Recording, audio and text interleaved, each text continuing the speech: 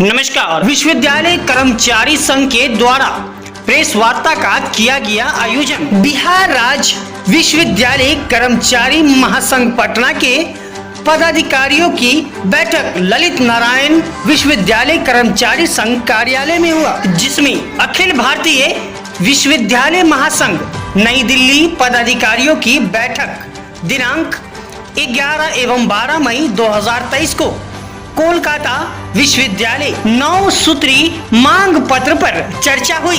वहीं 14 जून 2023 को माननीय प्रधानमंत्री महोदय को माननीय कुलपति महोदय के माध्यम से मांग पत्र भेजा जाएगा, जो देश के सभी विश्वविद्यालय के अलावा बिहार के सभी विश्वविद्यालय के द्वारा भेजा जाएगा। आइए तो सुनते हैं इस बैठक में किसने क्या कुछ कहा है। कि मैं बिहार राज्य विश्वविद्यालय कर्मचारी महासंघ का संगठन मंत्री के पद पर हूं और मैं बीएन मंडल विश्वविद्यालय में अध्यक्ष भी हूं। मैं इतना जरूर कहूंगा कि सारे विश्वविद्यालय में सब जगह एक स्थिति नहीं है।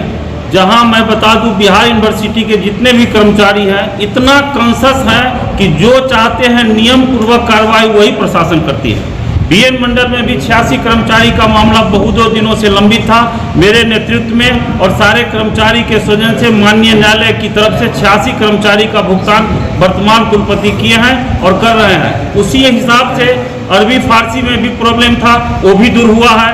तमाम जगह दूर हुई है। अब रह गया कि लोग कहते हैं कि विश्वविद्यालय के कर्मचारी माननीय कुलपति कुल सचिव, इसका ज्वलंत उदाहरण है कि महामहिम के नेतृत्व में और महामहिम के आदेश से 7 कुलपति की नियुक्ति को अभी तक महामहिम ने उनको रोक दिया और सबको हटा करके पावर सीज करके दूसरे व्यक्ति को दे दिया। ये आपके समक्ष में ज्वलंत उदाहरण है और ज्वलंत मिसाल है, जिसमें कहीं कहते हैं कि कहने की जरूरत नहीं है। साथ ही साथ हमारे महासचिव ने बोला कि ये जेपी यूनिवर्सिटी के रजिस्ट्रार को हटा दिया गया।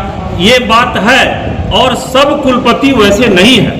हाँ, कुल सचिव हैं, जहां पर कुछ कुल सचिव हैं जो अपनी तिकरमबाजी से, अपनी मनमाजी से पीक एंड चूज करके माननीय कुलपति जी को गुमराह करके अपना उल्लू सीधा कर लेते हैं। और जहां पर कुलपति जी टाइट है वहां पर किसी न रजिस्ट्रार को चलता है, सिस्टम और साधन। ये दोहरी नीति कब तक चलेगी और कर्मचारी का जो शोषण होता है वो कब बंद होगा? कर्मचारी का शोषण बंद करने के लिए ही आज हम लोग मीटिंग किए हैं। आज मैं बता दूं कि आज बिहार राज्य विश्वविद्यालय कर्मचारी संघ की बैठक मिथिला विश्वविद्यालय में वेन्यू था और ये महासंघ ने यहाँ पर निर्णय लिया बैठने का, जिसमें बिहार यूनिवर्सिटी के तमाम पदाधिकारीगण यहाँ पर मौजूद हुए और यही एकजुटता है कि ये दोहन को, ये शोषण को कम करेंगे। और शोषण का एक बहुत बड़ा कारण क्या है कि कर्मचारियों की नियुक्ति नहीं हो रही है। जैसे जैसे कर्मचारी बल की संख्या घट रही है, सरकार उस पर नीपापोती कर रही है। इसीलिए कुछ जगह के पदाधिकारी नौकरशाही को मनमानी चल जाता है। लेकिन मैं बता दूं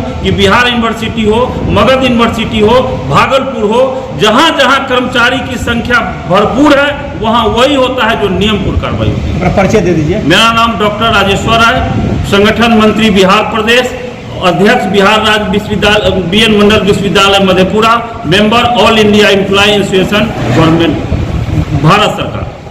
को प्रेस वार्ता है। आज हम लोग जो है सो बिहार राज्य विश्वविद्यालय कर्मचारी महासंघ के पदाधिकारियों की बैठक किए हैं यहाँ, और इस बैठक के माध्यम इसमें हम लोग तय किए हैं कि अखिल भारतीय विश्वविद्यालय कर्मचारी महासंघ नई दिल्ली की ओर से 14 जून को अपनी मांग पत्र हर विश्वविद्यालय के माध्यम से माननीय प्रधानमंत्री को समर्पित करना। तो ये पूरे भारतवर्ष में कार्यक्रम है। हम लोग 14 जून को पूरे भारत में अपनी 9 सूत्री मांग से संबंधित मांग पत्र माननीय कुलपति महोदय के माध्यम से प्रधानमंत्री और भारत सरकार के शिक्षा मंत्री को सौंपेंगे। इसके बाद जो है सो ये हमारा उस दिन जो है सो सारा जगह से जाएगा। और बिहार में जो हमारा जो बहुत सारे लंबित मांग है, चाहे जो हमारा जो क्रियाकलाप है, उस संबंध में माननीय महामहिम कुलाधिपति महोदय को भी हम लोग अपना एक ज्ञापन सौंपेंगे। इस सब पर चर्चा हुई है हम लोगों को, और अन्य बात जो है सो बहुत सारी बातों पर चर्चा हुई है। और विस्तृत रूप से हमारा जो बिहार का कार्यक्रम है और जो और कार्यक्रम हैं हमारे महासचिव और जो है सो हमारे संगठन के जो साथी लोग हैं सो आपको बता दें।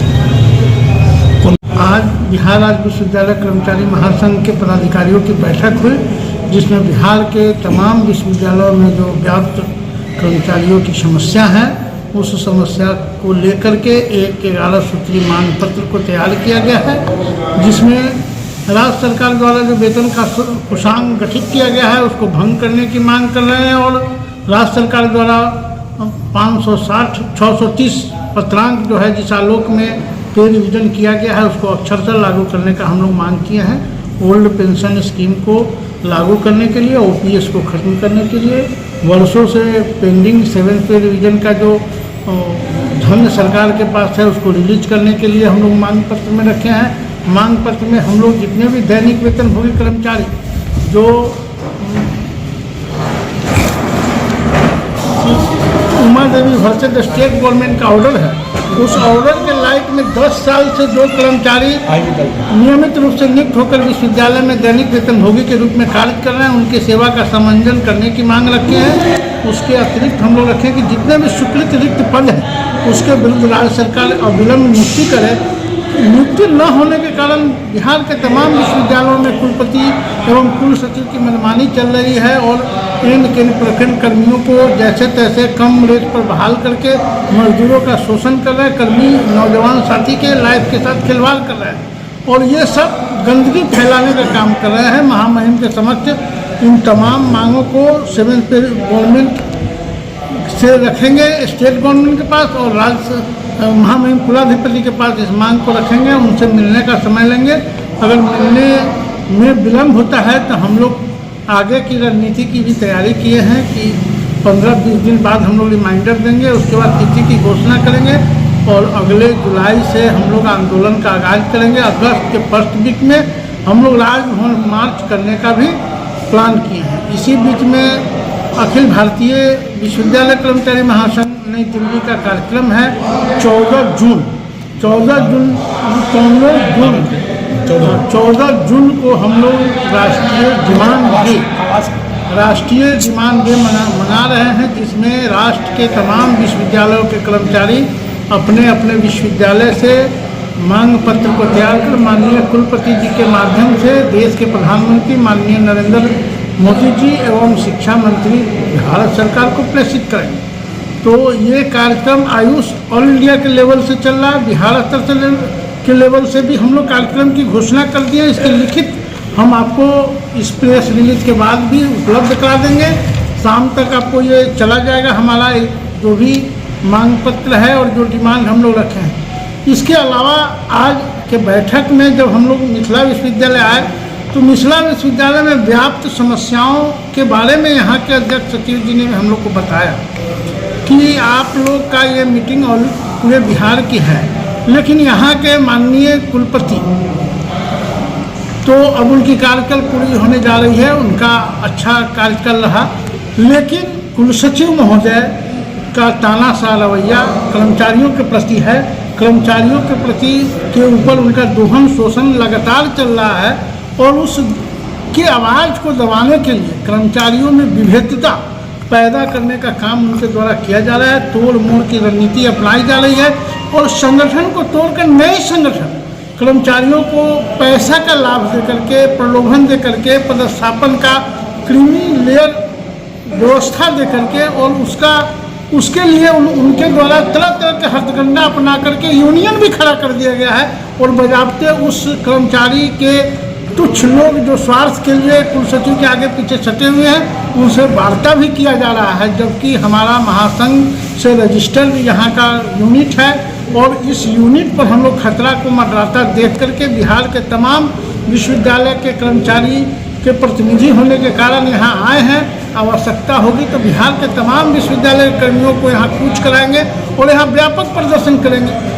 कर्मचारी के लिए दूसरा यूनियन बना करके उसको मान्यता देने की बात उन्होंने कर रहा है, जबकि हमारा रजिस्टर्ड संघ है। आज तक उनसे वार्ता हुआ है, माननीय कुलसचिव मुश्ताक अहमद जो है उनकी ऐसी रणनीति आ रही है जिससे कुछ को कुछ लाभ दे देना, किसी को प्रोन्नति का लाभ दे देना, किसी को भुगतान दे देना, कहीं अवैध नियुक्त कर देना, कहीं अवैध नियुक्ति की भुगतान कर देना, तमाम पहलुओं का मैं तो स्पष्ट रूप से कहता हूं कि ऐसे कुल सचिव और ऐसे कुलपति जो दो विश्वविद्यालय का प्रभार ले रहे हैं, ऐसे कुल सचिव जिनका पावर स्थगित है, उसको तो राजभवन को हटा ही देना चाहिए। और जो ऐसे वित्तीय संलिप्तता में संलिप्त हैं, वित्तीय लेन देन में या किसी भी प्रकार का चार्ज शीटेड है, जिस प्रकार बबलू जी को हटाया गया जयप्रकाश विश्वविद्यालय छपरा से, उसी प्रकार मुश्ताक अहमद जी के ऊपर निष्पक्ष जांच हो और अच्छी एजेंसी से जांच कराया जाए, इनको कुल सचिव के पद से हटा करके, और इनके पूरे कालखंड का, इनके आय व्यय का इनकम टैक्स डिपार्टमेंट से और जितने भी ईडी से इनकी जांच कराई जाए। आकूत संपत्ति को इन्होंने अर्जा है और विश्वविद्यालय में लगातार लूट खसोट का काम कर रहे हैं। और माननीय कुलपति जी से भी मैं आग्रह करूंगा कि ऐसे भ्रष्ट अधिकारी को विलंब उसके ऊपर कार्रवाई करें। और माननीय कुलाधिपति जिनकी नियुक्ति मात्र से बिहार में एक अच्छा माहौल बन गया, सारे जगह अच्छी व्यवस्थाएं होने लगी, और उनके अंदर माननीय कुलपति जी के कैसे नहीं नजर आ रहा, हमको तो उनके प्रति अटूट विश्वास है।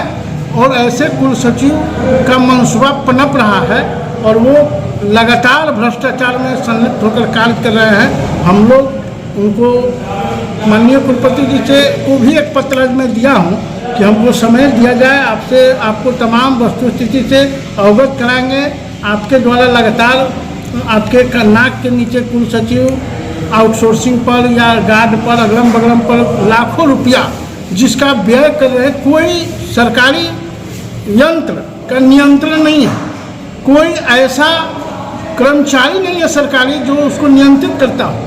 प्राइवेट फैक्टर से, प्राइवेट ढंग से आय लूट कर खसोट कर जाने के मंसूबा से वो ये सब काम कर रहे हैं। आज हम लोग इस सब चीज़ पर गहन छानबीन किए हैं, सारे दस्तावेजों को संलग्न कर रहे हैं, और उनके खिलाफ जितना भी दस्तावेज है, अगर वो हमारे कर्मचारी को डराने धमकाने और तोड़ने की कोशिश करेंगे, तो अगर विश्वविद्यालय प्रशासन माननीय कुलपति जी संरक्षण नहीं देते हैं, माननीय कुलाधिपति महोदय अगर हम लोग को संरक्षण नहीं देते हैं, तो हम लोग डायरेक्ट उनके ऊपर मुकदमा करेंगे, उनके ऊपर कार्रवाई करने के लिए सक्षम प्राधिकार से मांग करेंगे। आज का प्रेस वार्ता इसीलिए बुलाया गया है। अच्छा, आप तमाम एक सवाल मेरा है।